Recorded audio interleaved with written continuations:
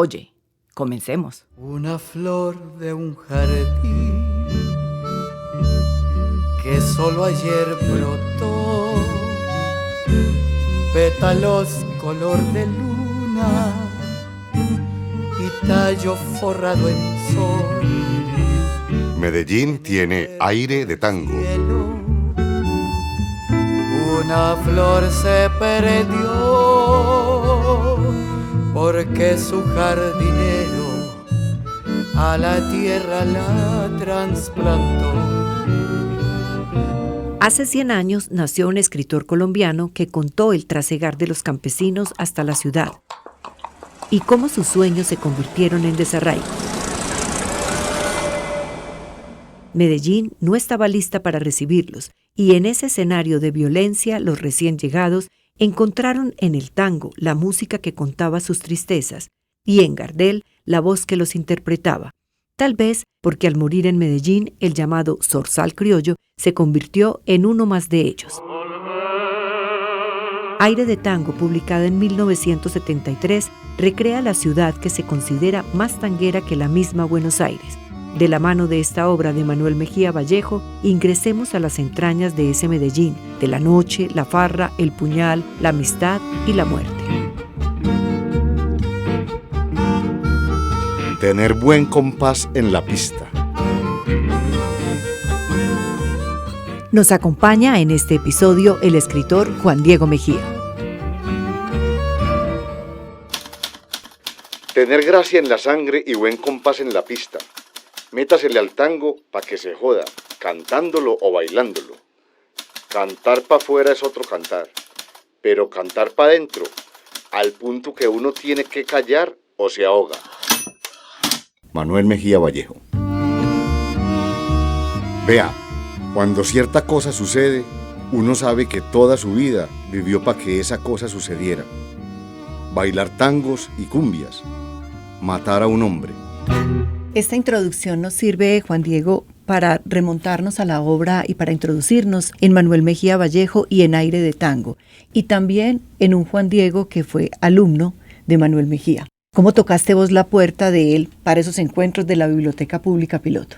Pues eso fue inolvidable, pues porque ha pasado tanto tiempo y lo cuento mucho porque a mí me definió el resto de la vida. Yo venía de una aventura de la izquierda, un fracaso de la izquierda. Me había jugado la vida por un proyecto político y fracasé. Y cuando regreso a la ciudad, pues yo llegué sin nada. Yo llegué sin amigos, llegué sin proyecto político. Me había salido de la universidad, estaba a medias. Mi matrimonio apenas estaba formándose, mi hija acababa de nacer. Era 1980. Pero vi como una lucecita que se encendió cuando vi el periódico El Colombiano y anunciaban que los miércoles a las 4 de la tarde se reunía el taller de escritores de Manuel Mejía Vallejo. Esa palabra, taller de escritores, y abajo Manuel Mejía Vallejo, me pareció fantástico. Era precisamente miércoles, ya casi eran las 4 de la tarde. Entonces le dije a mi esposa, ve, yo voy a llevar las cositas que he escrito a ver si me hacen un examen de admisión, yo quiero entrar a ese taller. Eso es lo que yo quiero hacer. Cuando llego allá, después de un rato de esperarlo, yo me senté en el auditorio, iba llegando gente, nadie me saludaba, ya llevaban entre ellos muchas reuniones, como 3 años, en que hablaban de todo, el origen de la vida, el origen de la familia, de todo, ya lo habían definido, y yo era un intruso. Llegué y me senté ahí, cuando de pronto llega Manuel. Yo lo había visto en la universidad porque había sido profesor mío en unas clases de español, de lenguaje, creo que era que se llamaba, cuando yo estaba en ingeniería civil.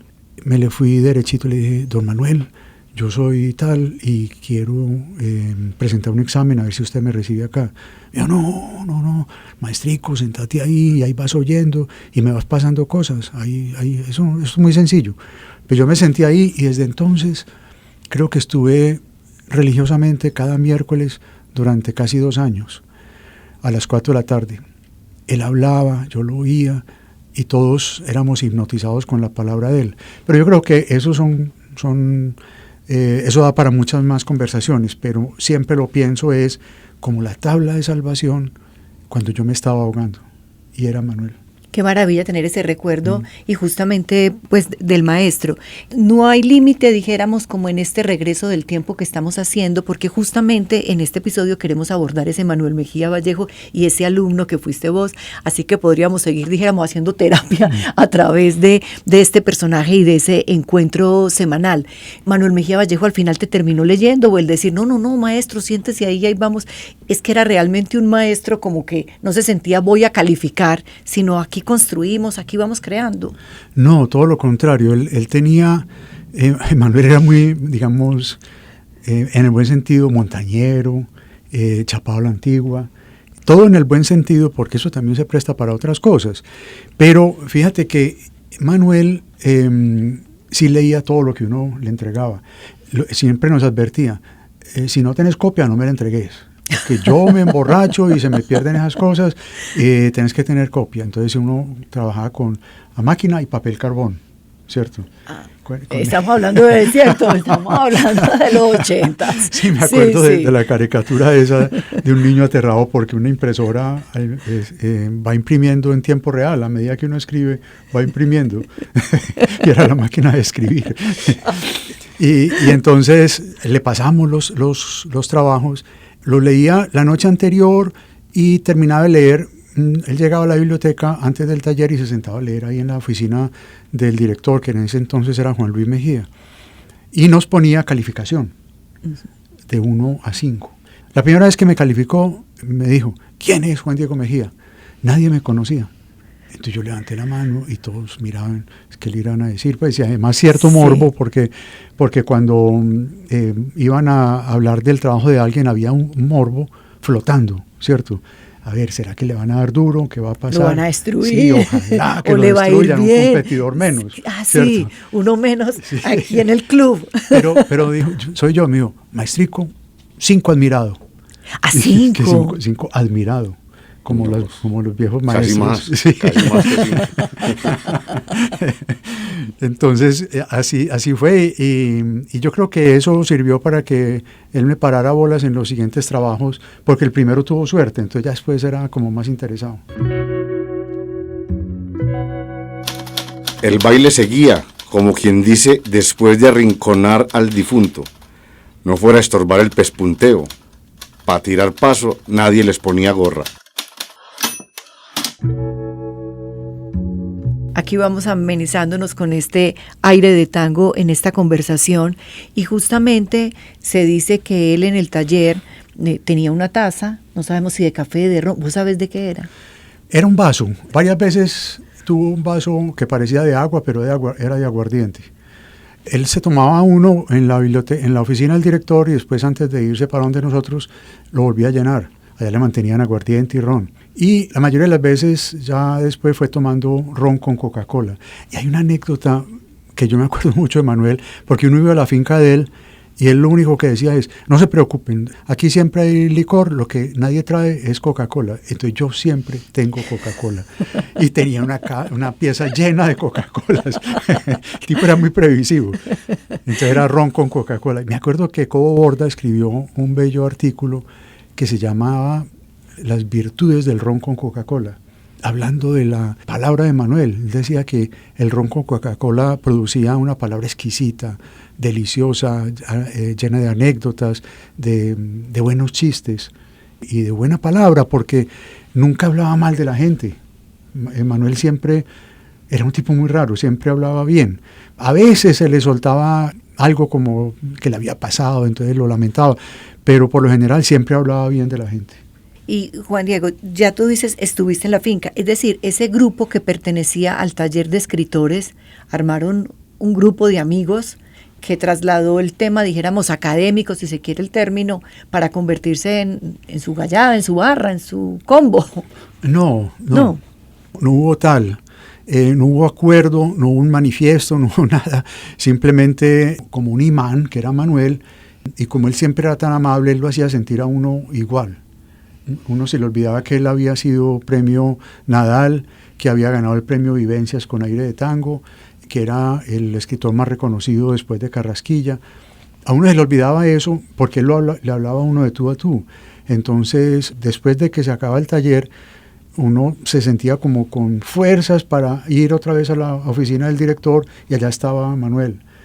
Y ahí siempre resultaba como que voy para la finca, voy para Siruma y el sábado uno podía caer. O sea, yo nunca sentí que no podía estar al lado de Manuel, nunca.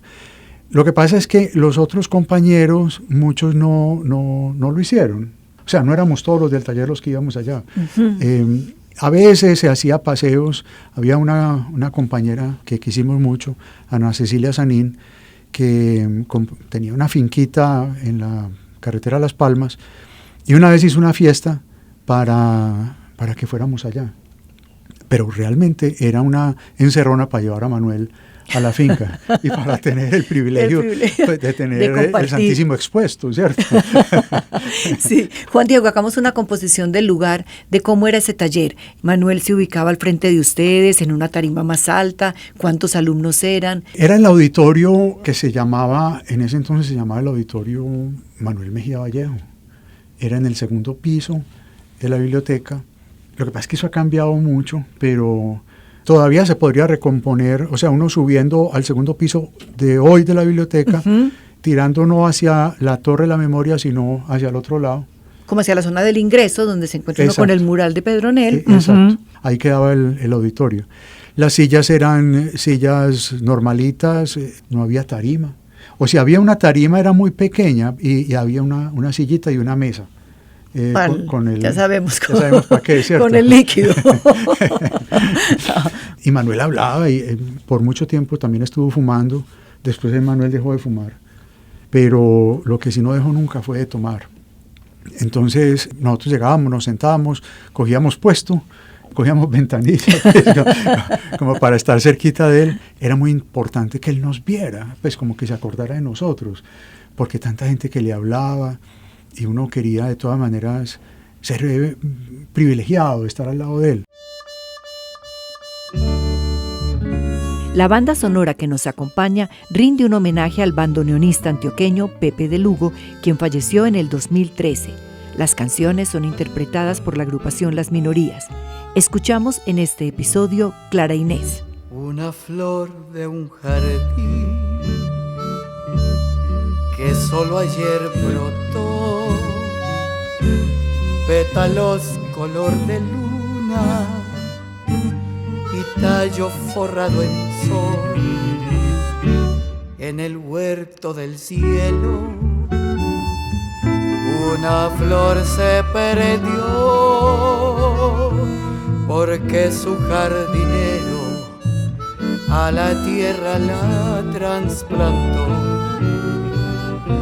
Ahora, en la anterior pregunta me decía sobre los otros compañeros. No se atrevían muchos a ir, pero me acuerdo que había un señor ya que tenía un restaurante que se llamaba La Posada del Contento, ahí en Colombia. Era una cosa como una fonda paisa. Y él era rico. Y entonces él armaba paseos con Manuel, pero Manuel casi nunca iba, sino que caíamos todos esperando que llegara Manuel y no iba.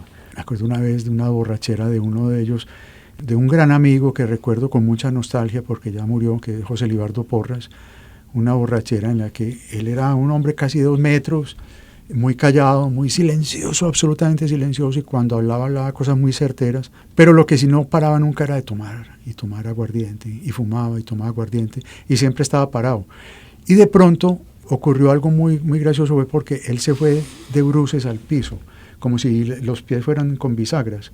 Y cayó al piso. Entonces todo el mundo pensó que el taller se acababa, que ya no íbamos a volver a hablar porque se había muerto uno de los asistentes. No, simplemente estaba muy, muy trabado y muy borracho. Sí. Juan Diego, cuando tú decías ahora que él iba todos sus miércoles y que era muy bueno porque ustedes querían estar cerca de él y tener esa presencia para apartarlo un poquito, pues o no apartarlo, pero para saber que había un grupo, muchas personas que se le aproximaban, pero que había un grupo muy fiel que lo seguía desde la literatura y otros desde la amistad. Su hija, María José, nos decía que para ella era un recuerdo claro de que su papá los miércoles bajaba a Medellín y que a veces regresaba el jueves y a veces el viernes. Entonces, a veces se alargaba ese taller. Él sí, se alargaba obviamente toda la noche, uno se tenía que volar, Yo tenía carro, yo trataba de llevarlo a la casa de él siempre, pero era muy difícil llevarlo a la casa. Siempre había que parar en alguna tienda que estuviera abierta. Siempre le quedaba faltando un Era aguardientico. complicadísimo, entonces yo al último opté por no insistir. Y él los jueves lo que hacía era que dibujaba, porque Manuel era un gran dibujante. Creo que Manuel no estudió nada sino en Bellas Artes, él estudió dibujo y escultura. Y entonces él tenía un grupo en el que iba Elkin Restrepo, el poeta, Óscar Jaramillo y otros amigos a dibujar. Y entonces en el apartamento de él, que compartía con Roxana, la del Fin del Afán, y ahí dibujaban. Y ya después por la tarde del jueves ya sí se iba para Siruma. Y Alberto Aguirre, nos decía completico Galán el Comunero, de Castro Saavedra, Olivita Posada, recitando poemas de tantos locos, Aurita en la radio, Guillermo Angulo, Jorge Artel, Negrazo, bonitas noches en esas fincas, Ínsula, Fátima, Siruma, La Casona. Estos personajes, pues Tan Aurita bellos. López, Sí. Alberto Aguirre, ¿qué recuerdo tienes de ellos? No, fantástico, porque cuando yo leí Aire de Tango, yo me acuerdo que yo me emocioné porque vi que estaba mencionando, porque él menciona a mucha gente que yo no conocí, el Juan Peleas, el Espinosa, todos esos guapos de antes yo no los conocí, pero Alberto Aguirre sabía quién era. Librería Aguirre, ¿cuántas veces no fuimos nosotros pues a la Librería Aguirre con los pesitos contados para ver qué podíamos comprar allá? Y Alberto siempre le vendía a uno, o ahorita, le vendía a uno alguna cosa, sin conocerlo a uno, sin uno ser nada ni nada. Pero menciona a Siruma, menciona a Alberto, a Aurita, a Guillermo Angulo. Alberto Aguirre fue una persona muy importante en la ciudad y Manuel compartió con él muchos escenarios públicos. Pero ellos se distanciaron en un momento. Y el milagro que quiero contar es que cuando ya Manuel estaba enfermo, estaba a punto de publicar Los Invocados, todavía estaba en manuscrito. Esa novela ya la había dejado escrita él y no le pudo cambiar muchas cosas porque Manuel estaba muy impedido. Pero me acuerdo que yo estaba en Siruma y llegó Glorines Palomino con Alberto Aguirre. Y Alberto sonriente, porque Manuel estaba bravo con Alberto hacía mucho tiempo y le decía Monseñor Aguirre porque era muy regañón y porque Alberto le echaba cantaleta a todo el mundo, ¿cierto? Sí, y en su columna de opinión y todo, el el doctor mundo. no. Sí, entonces le decía Monseñor Aguirre y cuando veo que sube Alberto con Glorines, le dije, ¿y esto qué es? Y estaba Juan Luis también y era una reunión de alto nivel y era que Alberto había leído Los Invocados y quería decirle de su propia voz: Manuel, esta es tu obra maestra. No sé si tuvo condescendencia ahí. Para mí hay otra, por ejemplo, La Casa de las Dos Palmas me parece superior, pero me pareció muy, muy bonito el gesto de Alberto, de volver, cuando ya Manuel está indefenso, a darle un espaldarazo. También menciona a Guillermo Angulo. Guillermo es otro cantaletoso. Ahora el maestro tiene 95 años, vive por ahí en una finca en Choachí, cultiva orquídeas, se define como jardinero, no quiere ser nada más. Fue un gran fotógrafo, director de cine, periodista, pero sobre todo palabrero. ¿Qué tipo para hablar sabroso? Dicen que lo secuestró las FARC y lo tuvieron que soltar porque no se lo aguantaban. Ya los tenía mareados. Sí, lo soltaron por eso. Y esa flor tan hermosa que se tornó en mujer al llegar a la tierra, la llamaron Clara Inés. Le dio por saberse las últimas 24 horas de Carlitos. Preguntando conocimos un montón de gente. Allí, doña Dora Ramírez, la pintora, chiquita, le tocó la entrada de los cuerpos del accidente. Vivía puerta de por medio. Hicimos buenas migas con ella. Le jalaba a los despechos y al tango. Bueno, ahí hay una cosa, un gesto muy importante de Manuel en esta novela. Es algo así como lo que hizo García Márquez cuando describe la cueva en de Barranquilla, Soledad, ¿cierto? Sí. Pues uno sabe que él está ahí, pero Manuel va más allá, porque esta novela la narra un alter ego que es Ernesto, pero un alter ego como un Camaján que hoy sería un Nea, ¿cierto? Sí. Sí. Es un Camaján que no se distingue por tener grandes principios, pero está ahí. Entonces Manuel honra la tertulia de Guayaquil poniendo a unos personajes que de verdad le daban rumbo a la conversación, porque el narrador es una voz como la de Joyce que se va para todos los lados donde la conciencia le pide. Por eso pone a Manuel y pone a Carlos Castro, pone a Oscar Hernández, pone a todos los de la escena cultural del momento como testigos de lo que está pasando. Y él se toma, digamos, la libertad de hablar desde otro lugar. Si están tan encarretados como nosotros escuchando esta historia, sigue la serie Medellín tiene aire de tango. En este podcast a la carta tenemos como protagonistas las canciones de Pepe de Lugo, bandoneonista, cantante y compositor, fallecido en el 2013 y a quien rendimos un homenaje en esta serie donde Medellín tiene aire de tango. Una coproducción de Fundación Manuel Mejía Vallejo, Parque Comercial El Tesoro y Cámara de Comercio Medellín para Antioquia. Soy Selene Botero y me acompañan en la producción y narración Darío González. Investigación Gabriel Jaime Botero. Banda sonora Medellín tiene aire de tango. Temas originales del cantante y bandoneonista Pepe de Lugo. Voz Camilo Suárez. Violín Dagoberto Torres. Guitarra Alex Pérez. Armónica Santiago García. Bandoneón Andrés Gómez. Arreglos y contrabajo Julián Loaiza. Máster y mezcla Leonardo Sierra. Estudio Retro. Sello disquero Afro Caribbean Group. Fotografía en cuadro Arte Will Zapata. Medios digitales Andreina Zúñiga. Producción sonora Luis Carlos Meneses. Para más información visita podcastalacarta.com.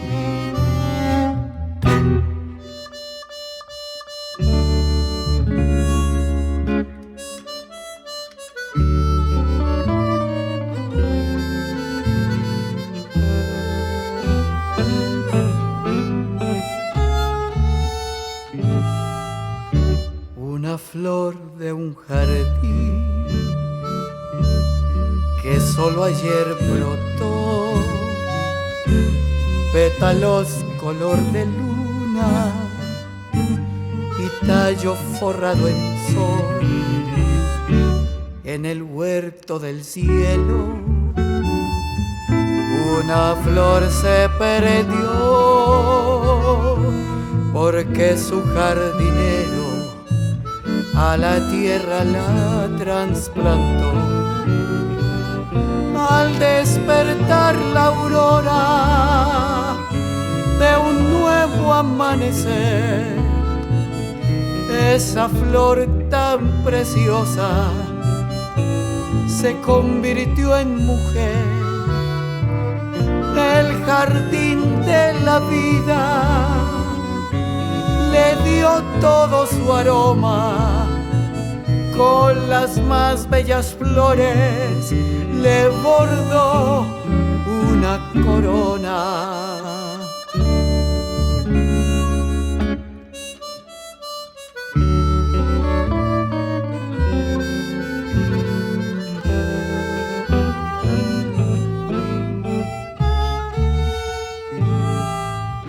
De sus mejillas claras dos claveles prendió y en su frente de armiño un rayo de sol. Y esa flor tan hermosa que se tornó en mujer al llegar a la tierra la llamaron Clara Inés. Al despertar la aurora de un nuevo amanecer, esa flor tan preciosa se convirtió en mujer.